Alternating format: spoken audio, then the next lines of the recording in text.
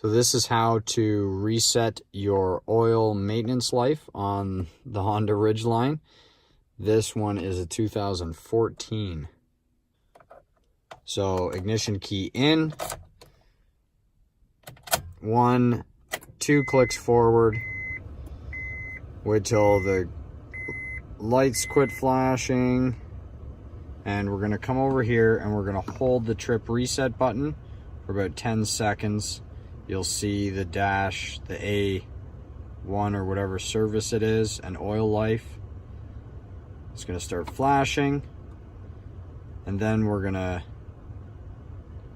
let it go and press it down again, and your oil life is back to 100%.